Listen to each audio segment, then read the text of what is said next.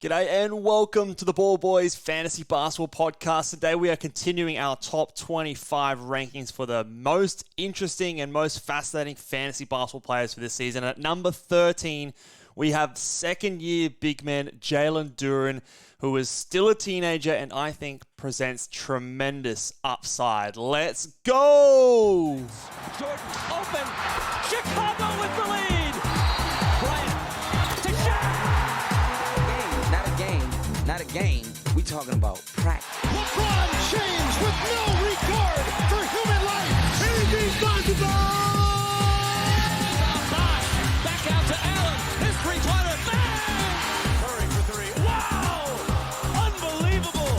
Making it rain in New York. We the North are now we the champions. Not the destination, it's the journey. Mamba out. G'day and welcome again to the Ball Boys Fantasy Basketball Podcast. I'm your host, Mitch Casey. You can find me on Twitter at Ball Boys Fantasy, and it is a really important time to be following me over on Twitter because we are just starting the NBA preseason. Opinions and things are going to be flying all over the internet, everywhere. A lot of you are going to have lots of questions. There's also going to be a lot of news breaking about starting players, rotation battles, injuries and things I'm sure are going to unfortunately pop up, and if you want my immediate reactions and time is of the essence, it is very important that you guys go over to Twitter and follow me over there at Ball Boys Fantasy, because that is where I'm going to be dropping any advice or recommendations or thoughts, reactions to anything that is fantasy basketball relevant will be on there first. And then as the season goes on, of course, we'll have some podcasts throughout the week to give a little bit more of an in-detail and in-depth analysis. But definitely, if you want the fast, quick-hitting information, make sure over at Twitter or X or whatever you want to call it, at Ball Boys Fantasy, hit me up over there. Let's talk about number 13 on the top 25 most fantasy interesting players is Jalen Duren. Now, this player is a guy that I really quite like. I really quite liked him in his draft year. I think I had him top 6 in the draft class, maybe even top 5. I think that he is someone that has a lot of untapped potential. You see on the screen here if you're watching over on YouTube, he is still only 19 years old. He has not yet turned 20, and he is a second-year center. And he doesn't look like a second-year center. He last year was playing basically as an 18-year-old, just turned 19 years old. And in the NBA, to start some of his games and play as well as he did is actually quite remarkable. Now, this player here, his ADP is all towards the back ends of the draft. Sometimes it does start to creep up. There is a little bit of hype on this guy. On Yahoo, his ADP is 99.4. ESPN, they're sleeping as usual at 133.5. Fantrax is at 99.5. So both Yahoo and Fantrax is in that late 90s, early 100s kind of a zone. But sometimes I do see him go up into the 80s potentially. So we'll talk about whether or not I think that is smart or whether or not there's still value at that point. But last season, in terms of his, some stats for him, he played 67 games. In that time, he played 24 and a half minutes. And he also, in that time, ranked 136 for 9 category leagues, 132nd in -1 rankings. That was eliminating his threes because he didn't shoot any. And in Yahoo Points leagues, he was 140th. So even in 24 and a half minutes in his rookie season, he was someone that you could roster in fantasy basketball leagues. He wasn't providing super high value, but he was a back-end standard league player in 24 and a half minutes as an 18, 19-year-old in a backup 24 and a half minute night role. So I think that there's a lot of upside for him, and he absolutely needs to be drafted in every single league, points, categories, whatever. The question is, how high can he go? Where can he improve? So let's look at a couple of stats. So to say he averaged 24 and a half minutes is correct for last season, but he had a season of, I want to say, three thirds. Okay, so he initially started the year coming off the bench and played pretty well in his first couple of games, but then struggled as you normally would expect a very young rookie to do so, and in the early stages of his season was not seeing as much playing time, and the stats weren't as great. Then the midway part of the season came along and he started, he had his first start on the 9th of December versus the Memphis Grizzlies. He put up 10 points, 12 rebounds. And then he went on a stretch of games where he was starting and playing really, really well. There's a couple of great games in there. There's a 15 point, 14 rebounds, 1 assist, 1 block game. There's a 15 point, 14 rebounds, 80% from the free throw line. 80% from the field, 100% from the free throw line. 15 and 12 with 2 assists, a steal, and a block. A 7 and 18 rebound game with 4 assists and a block. There's a 19 rebound game with 3 blocks in there. There's a 13 rebound with a block. There's a bunch of these really, really solid games. 18 points, 11 rebounds. But there are also still some down performances mixed in there. A few performances that have been definitely affected by foul trouble is definitely something that you would expect as a young center in the NBA, first-year rookie center, that he will experience some issues with foul trouble. And I do expect that to continue again this season. Then he sort of came back, injured for a couple of games, then came back again. There's a 23 and 15, 2 steals, 2 blocks, 1 assist. That's a great game. There's a 30-point, 17 rebound, 3 assists, 1 steal, and 4 blocks. That's probably his career performance. He did do that in 42 minutes, so big minutes in that game. 13 and 13, 17 and 7, 2 assists, a steal, and a block. Some really great games, but again, after he came back, again, got injured a little bit here as well. Believe there was a ankle injury there as well that hampered him for a few games. He came back. After he came back from the ankle injury, he didn't start, okay? And he didn't start down the stretch of the season when they were doing some really weird things with James Wiseman, Marvin Bagley, and there was just a lot of stupid shit, basically, in Detroit. And, played low minutes to finish out the season until the very end, these last sort of 4 or 5 games where he did start back up again, and he dominated those games. So the last 3 games, 20 points, 14 rebounds, a steal, and a block. 18 points, 8 rebounds, 2 assists, a steal, and a block. 10 and 10, and then another 4-point but 18 rebound game, 1 block. So there was a lot of ups and downs in Duren's season, and a lot of a big lack of continuity in terms of his role. I believe he is the best center in this team, and there have already been some quotes from Coach Monty to say that Marvin Bagley and James Wiseman are competing for backup minutes. So I think we can assume that Jalen Duren is going to be their starting center this season. He did start a chunk of their games last season as a rookie, which for a big man is usually quite rare. So in a second year, I think this guy is going to be their starting NBA center, and I think that consistency in his role and consistency in minutes will definitely help a player like Duren.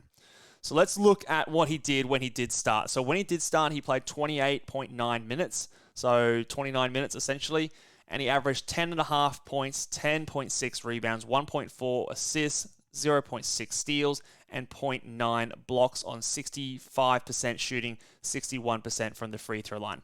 Now, I've also highlighted on the screen there for you guys over on YouTube to have a look at. He only had 12.8% usage, which is extraordinarily low. It is very, very low for even a rookie center to have that level of usage. That's kind of like Tom Thibodeau center type usage. And I believe that Jalen Duren has a much, much higher ceiling, especially on offense, than what that usage number would suggest. I think it is very easy to expect that usage to come up to 17, 18, 19% this season, which would give a boost to his scoring, give a boost to his field goal percentage, which, again, when we add more volume onto that can see that come up. I also really think he's an underrated passer. I think we are yet to sort of explore him as a playmaking player from the post. I think he has the ability to average closer to 2.5, 3 assists per game. I don't know if he's going to do that this season, but I think that is something that he is capable of doing. So I see those numbers on the board there, basically 10.5 points, 10.5 rebounds, 1.5 assists, 0.6 steals, basically a block per game on 65% from the field, 61% from the free throw line. That's his floor, in my opinion. I think he is definitely doing at least that this season. And I believe that's something that can get him basically to the top 110 in category leagues this season, even if he just does that. But I think that there's further upside. That's in 29 minutes. he could easily eclipse the 30-minute per night mark this season. I've got him in my projections on ballboysnba.com at 30 minutes on the dot, but again, it could be higher than that. And I do believe the last thing we need to discuss, again, we talked about the usage. I think that can come up a bit higher. So if that usage just comes up another 4 or 5%, you can see that 10.5 points go up to something like 13 or 14 points per game. But the last thing we want to really discuss here are his block numbers. So the block numbers were, I guess you could say, disappointing last season, considering that he is a physical and athletic big man. He definitely showed a lot of block potential in college. So on YouTube, again, if you guys are watching along in the video, you can have a look at his block rate here. He had 2.1 blocks in 25 minutes in his college season before being drafted. And if I compare that to a couple of other more recent centers coming out of college and what their block rate is, we can get a sense of what we should hope and expect from Duren if it does come to fruition in the NBA. So we've got a couple of big shot blockers here. So Mark Williams, 2.8 in 24 minutes. He also had a disappointing block rate when starting. I think it might improve this season. Walker Kessler, huge numbers, 4.6 blocks in 26 minutes. Obviously, that translated last year. He has a chance to be the leading shot blocker in the NBA this season. Chet Holmgren, another big block rate, 3.7 in 27 minutes. So not quite Walker Kessler big, but pretty darn good. And then Evan Mobley, which is the most comparable to someone like a Jalen Duren, 2.9 blocks in 34 minutes. So by far the most amount of minutes of these guys. He had 2.9 minutes compared to the 2.9 blocks compared to Duren's 2.1, but he had an extra 9 minutes to do so. So I think that the block rate of Mobley and Duren is actually quite similar. And if we have a look at what Mobley did on a blocks per game over his first couple of seasons, let's have a look at that. So last year was his second year in the NBA. And again, he was coming in as a pretty highly touted defensive big man. So what did he do? So last season, he put up 1.5 blocks per game, 1.7 in his rookie season. Again, he's playing in a power forward position. Duren is the unquestioned center, in my opinion, there as well. So, I mean, he is playing next to someone like an Isaiah Stewart, I would assume. But I think if Mobley can do 1.5 to 1.7, I think it's reasonable to expect that Jalen Duren is able to do 1.2, 1.3 blocks per game, which I think is not to be underestimated. So if we compare, the elite rebound numbers, the fact that he can probably get to 13 to 14 points per game, the amazing field goal percentage, the ability to get to 1.2, 1.3 blocks, well, what have we got here? We've essentially got Jarrett Allen. This is pretty much what I expect to see from Jalen Duren this season, and I don't think it's that much to expect. So if we look at Jarrett Allen's averages from last season, he averaged 14.3 points, 9.8 rebounds. I think Duren smashes that. 1.7 assists, 0.8 steals, 1.2 blocks, and that had him as the 36th ranked player in fantasy basketball in 9 category leagues. I look at those numbers, 14 points, 10 rebounds, 1.2 blocks, 64.4% from the field. Yes, the free throws is a little bit higher at 73%, so maybe that's the difference there. But I look at those numbers, and I think that Duren can do at least that this season, if not better in the rebounding department. I think he could potentially do better in the assist department.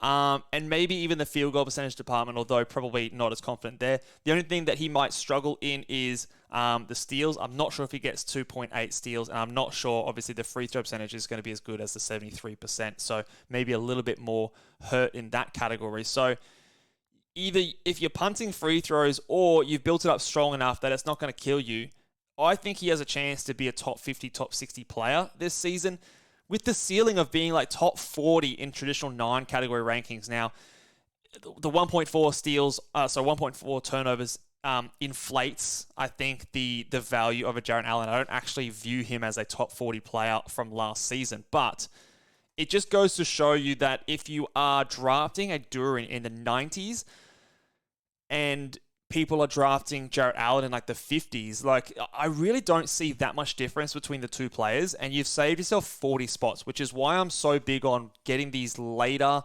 big guys at around this spot in the draft, because what they do compared to the guys going 40 or 50 spots earlier, yes, you have more confidence in those guys that are earlier, but there really isn't much reason, in my opinion, to expect those guys to do that much worse than those players that are going, again, 40 to 50 spots earlier. So I'm not worried about the competition with Wiseman or Bagley or anything like that. I think he is locked in as the starter. Again, I've predicted him for 30 minutes, but even if he gets, say he gets more, say he gets 32, 33, 34 minutes, he will smash those numbers. And again, he does have that top 40 upside in that case. We also do need to remember, though, that he is a young player. He is still, like we said, not yet 20 years old, so there will be ups and downs. There will be times where he is looking incredible, but there will still be times where he's getting into foul trouble. He's limited in terms of his minutes because of that reason, where he's, goes missing a little bit on times at offense. So I sometimes one of my issues is that I go too early on some of these guys. I get too ahead of myself because I can see the potential. And we have to remember that he's a teenage center in the NBA. But in saying that, I think you can guarantee elite rebound numbers. You can guarantee great field goal percentage. And I do believe that the blocks will come up as he finds his feet a little bit more in the NBA and he gets a bit used to the speed of the game. And it can't hurt to play with a player like Cade Cunningham, which he didn't really have any chance to play with him at all last season. So I think that is another, thing you can discuss here. We'll note he did have an ankle injury in the most recent preseason game. I think from what I can see, it's an ankle sprain. So I don't think it should really limit him too much, but just, again, something to monitor in case he does miss time at the start of the season. I don't think it will cost him any time. I haven't heard anything about it being anything dramatic or major or anything like that. So, but just something to maybe keep an eye on. But Jalen Duren at number 13, I think of the trio of players going at the back of drafts, Gafford, Mark Williams, and Jalen Duren, they're kind of like the big three centers that I think go quite late. You could throw in Zach Collins into that mix. I think Duren has the highest ceiling out of those guys. And I kind of also think that he's got the highest floor because I feel of all those players, he's the highest, he's the most talented player. And he's definitely in those teams the most secure and locked in terms of the player they want to feature as a part of their future.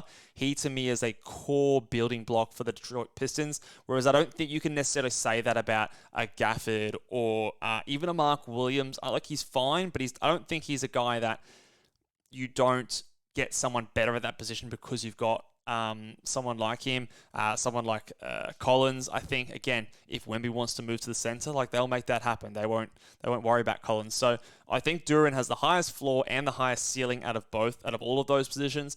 We just are kind of crossing our fingers that the blocks come around. I think they do. So for me, he is probably my favorite of those centers late for me to target. And I think he does have some things that we haven't yet seen from the big man. That will do it for us today, guys. At number 13, we are getting so close to the top 10. This next guy, I'm going to give you a hint at number 12. And it's a very, very interesting player for us to discuss indeed. So at number 12, we have a player. He has played his first preseason so far. He looked really good.